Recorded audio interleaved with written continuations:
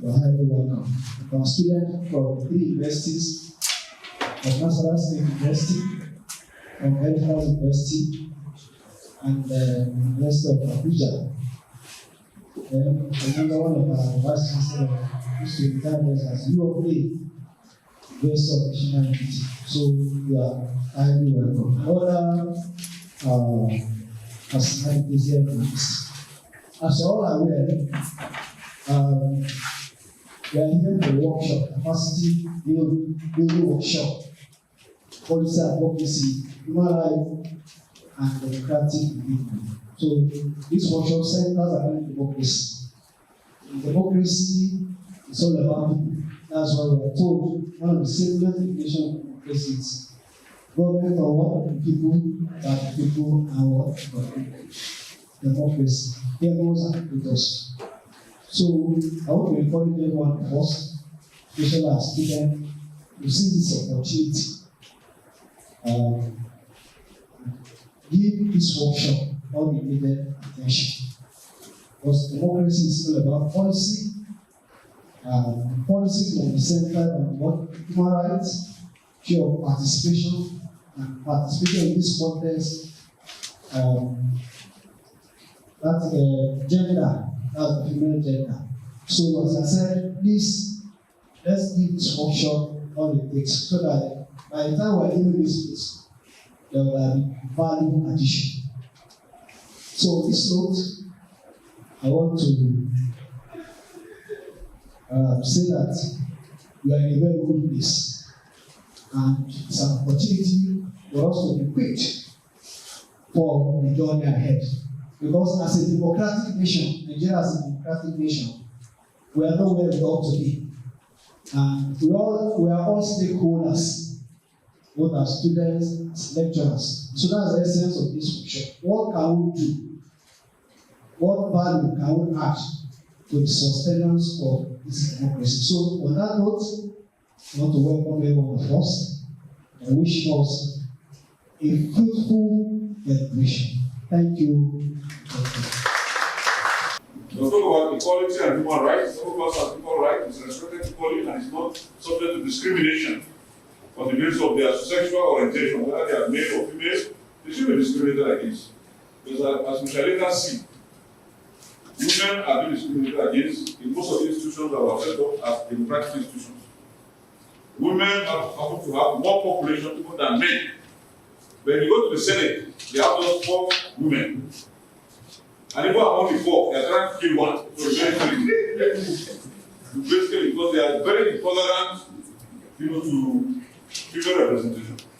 But instead of encouraging them, so that I can have more females in the parliament, more females in holding position, they are trying to annihilate them. They don't even want them to be in government at all. And that has to do also with our cultural backgrounds and the way we have been brought up to believe that women have no role to play. That's not true. Women have a great role to play in society. They look at economic freedom. Some private property and business ownership is permitted by the government. Individuals are free to join labor. So these are also of the democratic principles. You are free to go and trade and live anywhere you like. Is that possible today in Nigeria? To go and live anywhere you like? It's not possible. Because people who are even living without any form of support by the government have been chased out of their communities. Just the other day, we were just talking before we came to this program. I think people are just numbers. You just hear 200, 100, 50.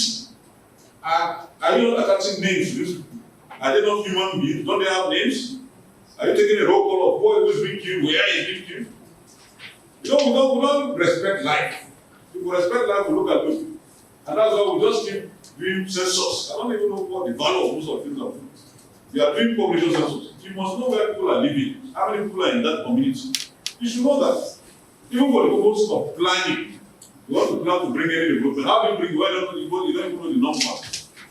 And you'll be shocked. Even if you go to some universities, they don't know the number of students they have. They can't keep that. Why? Anytime we hear number, in Nigeria, we don't want to hear anything about it. We tend to be afraid of it. They have protected rights. One of the democratic your rights was protected. Then there was the rule of law. Everybody is equal before the law. Is that so? They have control and abuse of power. Do people really control and abuse their power? Then free and fair elections, we hold free and fair elections. When people go to the electoral ground and put on their heads beef that they are for sale. Even the citizens themselves. So compound, because you see, a lot of scholars have done some studies. They say, look, for you even to practice what we call democracy, you need to have some per capita income threshold that you have achieved in your society. And they are paying it at between $5,000 to about $8,000. So when you say are practicing democracy, the per capita income of Nigeria used to be about $2,000. With the coming of the middle and so on, it has dropped. Now to less than, I'm not sure if it's up to $2,000, less than $2,000. So 1,000 something plus. Okay, so which means that if you take the calculation of those, economically, we are not a viable democracy. Well, because our citizens are hungry. We have 103 million people the other time, before Buhari left, that what they refer to as, they call it one multidimensional poverty. With the removal of fuel subsidy, the number has increased. Now, when you look at these three very important concepts, and then we also try to explain the concept of democracy. The paper will be made available to you because I have it in some copy. Then you also have elections. We try to look at elections, and in looking at elections, particularly I raised the issue because we are practicing first past the post system, which means once you score a majority vote, you have won. Then those who have invested their money, their time, their energy, whatever number of votes they've scored is useless. Tell me in which type of business do you engage, and you waste your money, and you go home and keep quiet. Maybe you understand the reason why people of this comment in Nigeria. And I have said that too. Apart from this first part of the post-electoral system, there are other election systems that are being used, around the world. For instance, we said that apart from the first part of the post system, you have the two-round system, and then also have the alternative vote, that is ranked choice voting. All that taking place under the first part of the vote system. Then you have the second electoral system, proportional representation. And this system is closely matching the percentage of seats won by each party to the percentage of votes received. So that you don't just waste votes. Votes are not wasted in that kind of system where you have proportional representation. And I've done a paper on wasted votes in Nigeria. Well, look at it. The president will have, let's say, a minority president. He has just about 8 million votes. Those who refuse to vote him are 17 million. Those who didn't want him to be president are more than those who chose him. But those 17 million votes are wasted. They didn't get anything, not even a ministerial slot. Apart from those who betrayed their party, like we did, and became a minister, and then Mikey, who also became a minister. Nothing came to them. And I said, look, why don't you have a system in place? If, for instance, they have scored 6 million votes, for each 1 million vote, you give them 1 minister. It means some people have had 6 ministers in the government, and people have also had 6 ministers in the government. Some also will have had 1 minister. Then they will not become stakeholders. They have a stake, because we are talking about developing our country. And we must find a way to promote peace in our society. We can't just keep going like this. Now you can see, elections in 2027, the president posters are already all over the place. 2 years into the why? Because already people are plotting. But just imagine if they were having a system where they know that even if they lose the election, they will still get something. Will they be this desperate?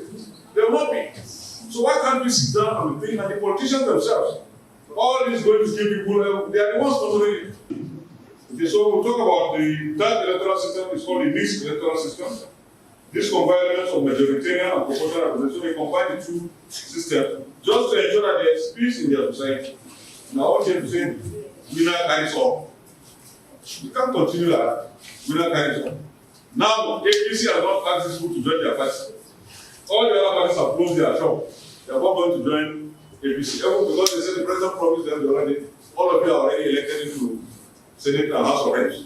Without election being conducted, is that a democratic system? And then you hear Wike that saying he bought ticket for every process. What sort of democracy is that? One person buy ticket, and then he said they must pay him money All this crisis is money. There's money they must pay monthly. If they're not paying that money, then there will be no peace. They ended up removing the governor. And it's an undemocratic process. You cannot bring a military government and someone put in a democracy. Sometimes they don't understand they're working against themselves. And they say they're a democracy. There are always a political framework. And of course, in looking at some of these electoral systems, so look at the process of representation in Nigeria, and then I said, look, I also try to look at some countries, compare them with Nigeria, and say that, look, for instance, that Uganda is not a good example of a democracy. But there is something they've done in terms of representation. There are about 156 seats that are reserved for women. They've also reserved about 5 seats for youth. They have about 10 seats or so for the armed forces, about 5 seats for trade unions. So the point they are making basically is that there is no way they will be in parliament and a group is missing. Even people with disability, they have a quota for them. So what they call quota representation, which is also what have been advocating that women I think in Nigeria should stop advocating for this advocacy. They should go for quota. I don't say anything wrong. You can decide to say, okay, let's elect 100 women. 100. After the election, based on some criteria, 60 can be sent to House of Reps, 40 to Senate. It's not too much for them to have that number. Then when you now begin to have, the men will not begin to see their own contribution, and they may begin to accept that, look, we may not have to increase the number because now we are getting more quality discussion. Because if the men are the ones they ask, maybe what they are thinking about is different. And if you say we are a truly democratic country and that we are an independent country, then what should stop us from taking an independent decision? It's our own country. Nobody's going to condemn us for doing something that we have chosen to do. After all, I want to say that the democracy is a government of the people by the people. And so why should we be stopped from doing what will be of interest to us as a country?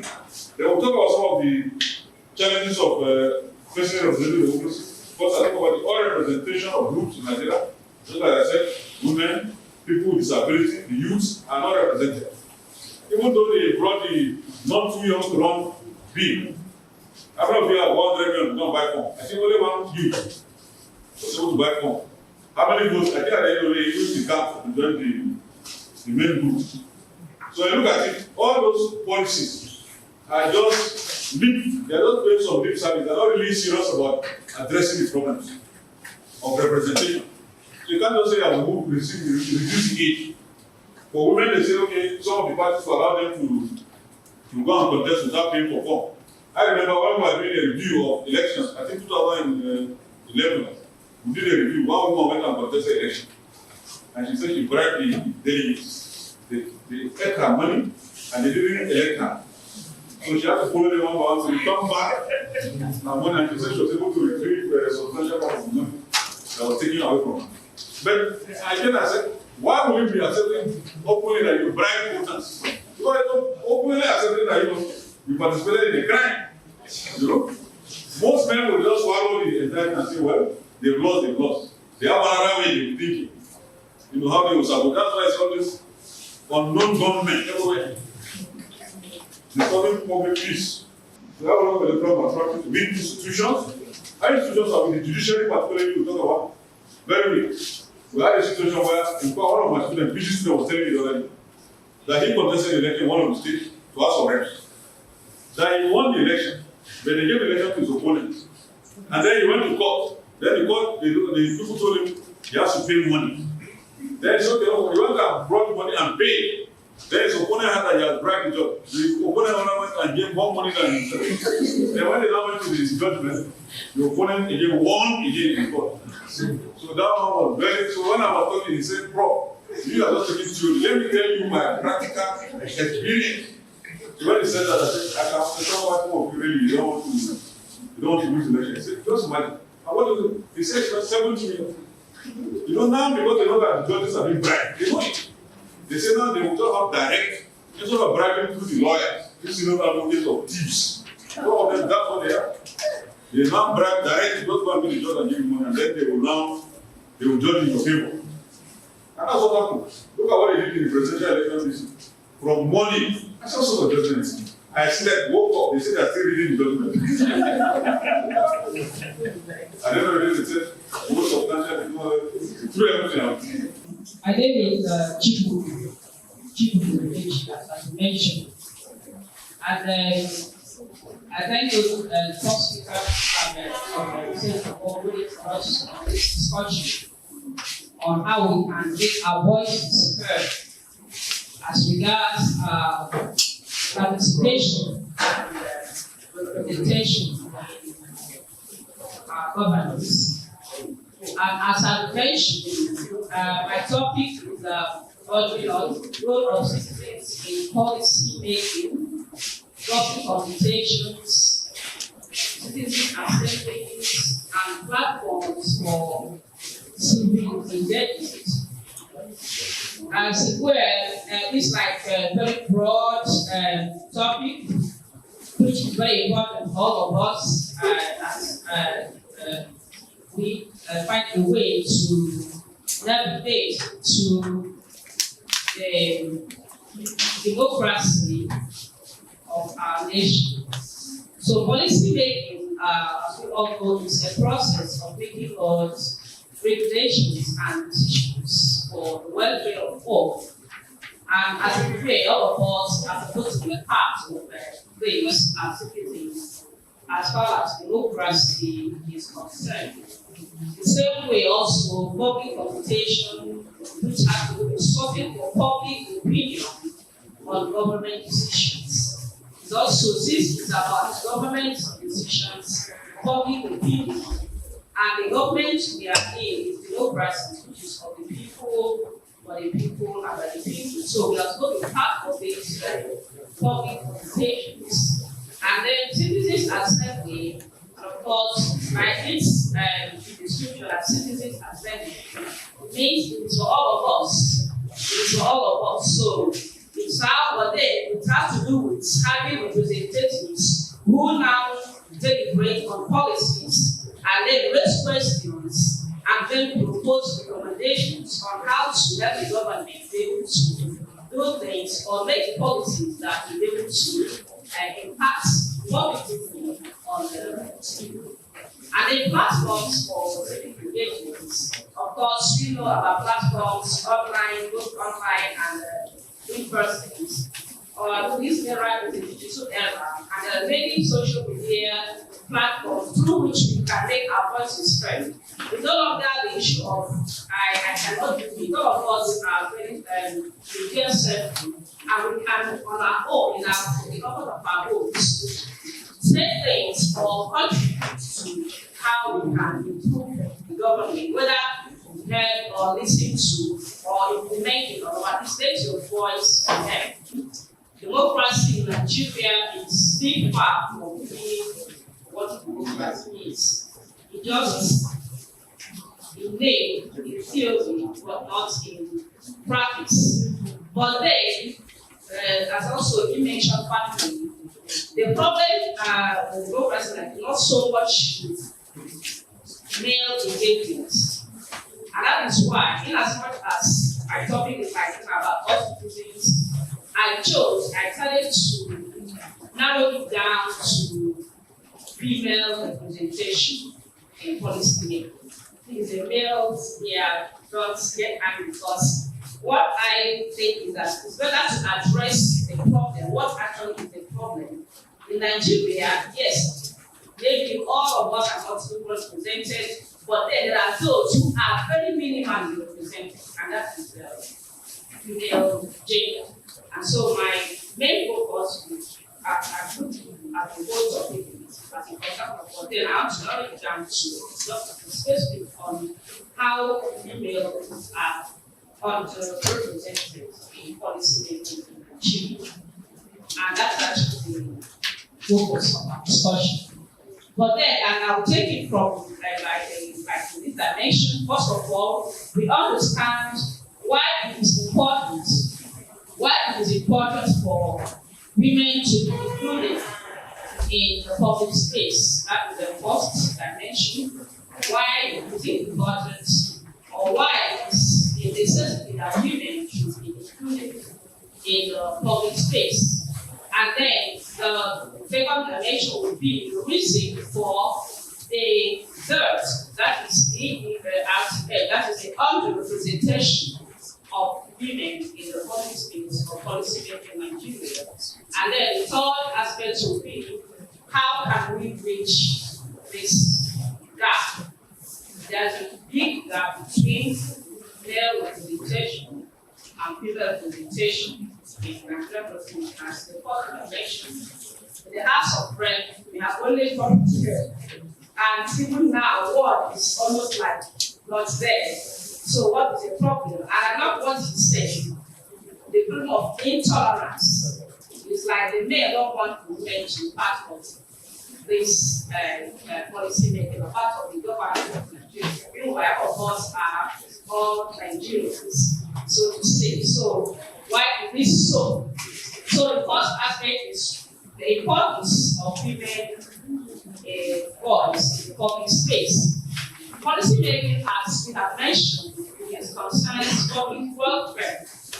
And the public is not just about one gender, it's all about all of us, male and female alike. And as the point also mentioned, the female form the greater part of the public.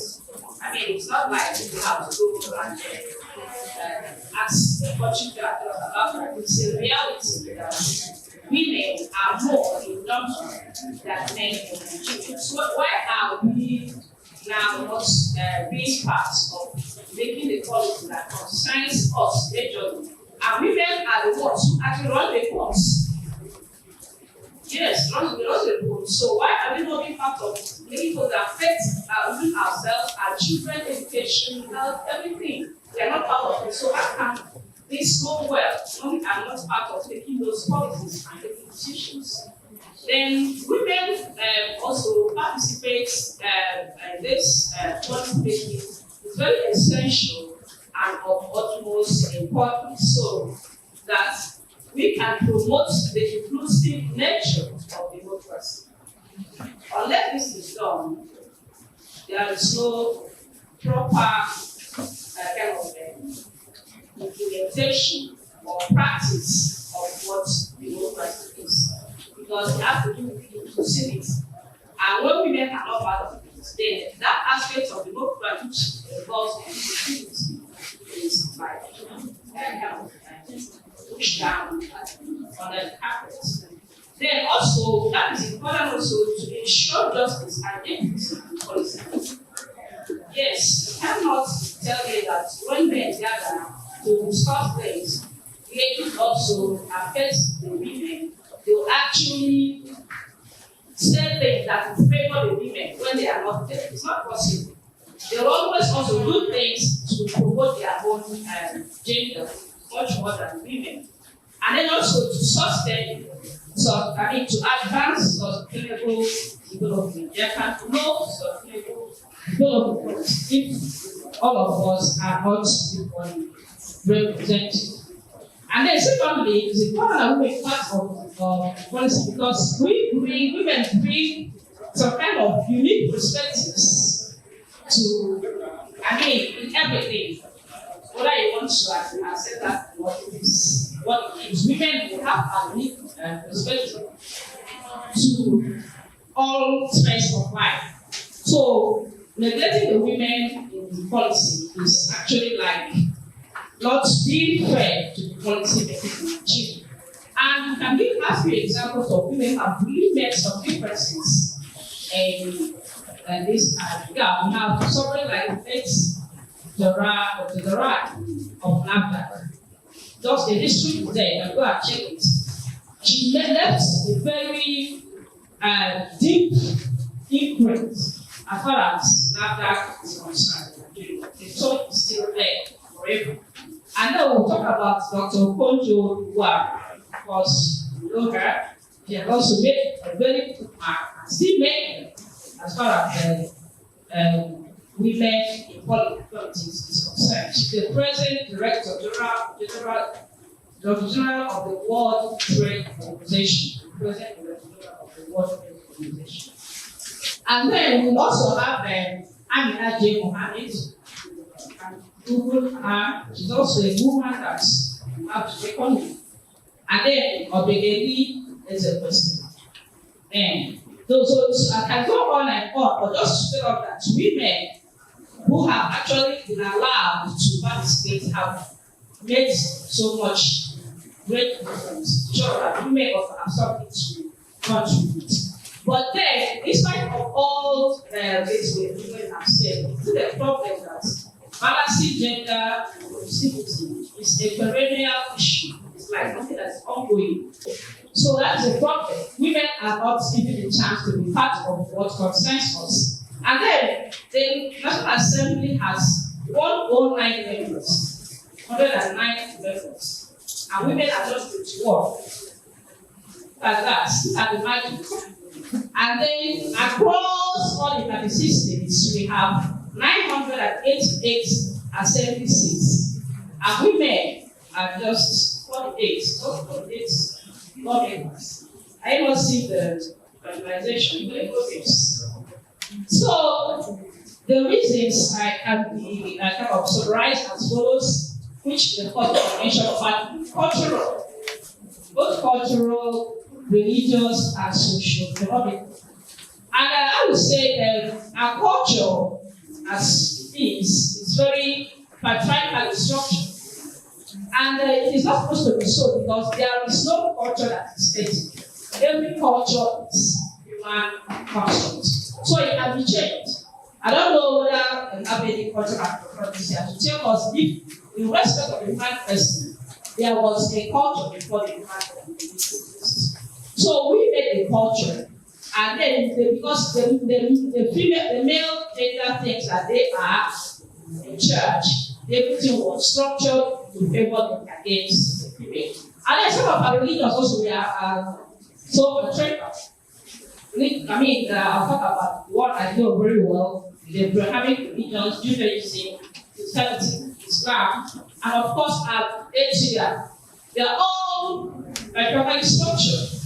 And because of all these cultural, religious things, then the society, I mean, of course, with those who are part of religion and culture, they don't say so. Society also influence against women, and that is why I talk about men's support. Before I end, I have a story to tell you. There was a lot of women not allowing women to be in church. There was, a group of really kind of meeting of sisters and priests, and the rest is taken from their own context. And so we call it priest and religious meeting of a particular village. And when a sister was elected to be a president of that meeting, some priests resigned because how a woman would us. The church is irregular. And also in my own village meeting also, the constitution says the president will always be a priest. And I've always tried to contest that. And I don't give any answer why the constitution says the priest will always be the president of the union where we have both of men and female. So that is the situation. So it's like men are struggling in church. The woman has been created to be under the man. And that's also why in a democracy, women are not adequately represented. So thank you very much. I am to discuss on social inclusion and equity advocacy. Then how to mainstream it in policy making. So this social inclusion is very important for each individual to know that everybody is included, not only in policy making, in all organization. Everybody needs to get together to know what is happening. You cannot just get to the market, buy the ingredients, cook the food, finish eating your food, and then you now call other people to shop it. That is what is happening in Nigeria. You make a policy. You do not even make other people to hear the voice of whether it is okay by them. Then you now told the policy to public for implementation. How is it going to be? Social inclusion and equity advocacy are essential because fostering just cohesiveness, social inclusion is for everyone, regardless to what background, opportunity, and also participation. So what is this social inclusion? Social inclusion is a process of ensuring that all individuals, regardless of background or identity, can participate fully in all aspects of society. So you can see it's for everyone, whether that person is old, is young, persons with disability. Social inclusion is multidimensional, which encompasses about 4 things. I was able to put them in 4 areas: economic inclusion, political inclusion, cultural inclusion, and social inclusion itself. So in terms of the economic inclusion, this is saying that the young and the old and the disabled should be given a platform of him to exercise his franchise, the right to be had in terms of having financial backup, be involved in entrepreneurship, ensure that it's not just the tippings that will make him to come and clap for them during the campaign. Something reasonable should be given to them so that they will stand on their own. Next election, they will also come to vie for a position. Then political inclusion is that the participation should not just be on only one person. That is just the other speaker has mentioned that it's not for the person that has winning, or maybe the winner should only be the one taking the role. Then cultural inclusion, we have to also look at what the culture is saying. I think the second speaker has mentioned on how the culture itself is relegating the women to the background. The younger ones also, if they are talking, the elderly are talking to say, go out, this is not your talk. They should also be part of it. They should hear what is happening. Because even if it's not their talk, later they will be the one to take the decision in their house. Because you don't have the energy, you don't have the strength. So cultural also should also be the one that is marking the inclusion of individual.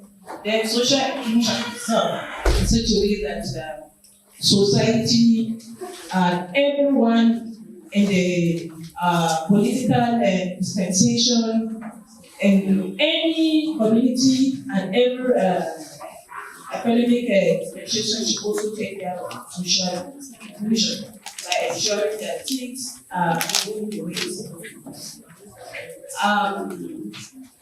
We'll go on the meaning and importance of equity, because it's about the equity and inclusion. Equity refers to fairness in treatment, access, and outcome, unlike equality, which assumes everyone start from the same position and need the same resources. So equity acknowledges the individual have a different needs and face varying obstacles. Therefore, achieving fairness. Unlike the equality that says everybody should start at the same platform, should be treated the same thing. Equity is saying that look at that person and give him what he needs.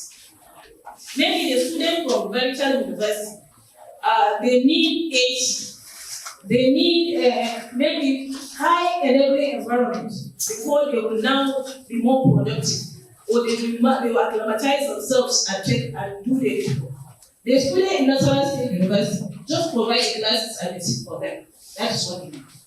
So you will have to ensure that treat each and every individual upon his needs. So even if you are including the person, give him what he needs. Let's say now you want somebody to participate in the politics to ensure that you provide all the enabling environment, and you are not just giving that person 10,000 to pass that business. That is not what he needs. That business cannot take him to any level, because before you come back the next day or after 1 week, he he must have eaten the money because he doesn't have the 3 square meals. So you have to take care of his need of that 3 square meals first. Ensure that that 3 square meals is sustained. Then what will be the next one? Then what will be the next one? That will now be taken care of. So that equity is saying that treat each individual according to his needs. Not everybody should be treated at the same platform. The intersection of social inclusion and equity is on 3 areas. Let's look at education, healthcare, urban planning, governance. So, on the issue of education, inclusive curricular and target support for disadvantaged learners, which I think has been stressed out on the issue of disabilities and other things. Then urban planning, infrastructure that grants and safe space for vulnerable people. Then for governance, decision-making platforms that include marginalized voices should be taken care of. What are these challenges on social inclusion and equity? The first one is engagement practices and attitudes. The attitude that we think is only our own that we know. We don't want to hear the voices of people that are crying, shouting for help. This particular thing is unfavorable for us, it's not okay for us. Just take care of your own age or your own terrain. So that one needs to be taken care of. And the attitude of saying, if you are not in my client, you are not supposed to be taken care of. Economic inequality. We should take care of the economic inequality. Right now, women are mostly in the lower skill, entrepreneurship skills, or that businesses. Men are more at the high income hierarchy because their accessibility of leading them to the top is open. Women have to continue knocking the door to ensure that the door is open for them to enter and be on the same table so that they should not be hit for any other reason. Then inaccessible service. So inaccessible services also is another problem that makes social inclusion not real. At least I was able to mention about the education, healthcare, and so on and so forth. With legal and policy framework, the first speaker has stressed about the legal and policy framework, which was able to trace what is happening in Nigeria and why is it somebody is even insecure. That's why he started campaign by now, so that he ensure he buy all the people and so on and so forth for him to have his way. So that one also makes you not included, because when you are there, you colonize everything and then you start continuing running. Because when you leave the place, what are you going back to do as a person here? Limited representation and decision making. The youth are not really represented in the legislature. How many youth do we have in the legislature now? I don't think. Do we have anybody less than 30 years there? No, you are saying when you are youth from 40 and above. No, not nowadays. So I don't think. It's only the issue of elderly people, and they think the way they are thinking. Because you now, the way, if a lecturer is not here to teach you the way you are going, you will just be dozing in the class and you will not be even listening to the person. We have to go in the Gen Z's way or approach of doing things. So we have to be in your shoe and know what is happening. And social protection programs to support vulnerable ones, programs that will be set aside. I think, thank you very much for organizing this program. It's very key and it's very important. The government needs to collaborate to ensure that such programs keep on rolling year in, year out, so that the student will be well informed of what is obtainable on ground. Then capacity building. This is also part of the capacity building to be well informed of what is obtainable. Then institutional reforms, political party reforms, adopting inclusion. That is, you have to, the political parties, the APC, what have you have to know the name of most of the SNP. So they should now reform their own kind of people they want to adopt to be part of their political aspirant or whatever, they should involve a man, female and male, old and young should also be inclusive. Then was the legislative schooling and scrutiny to ensure policies are inclusive.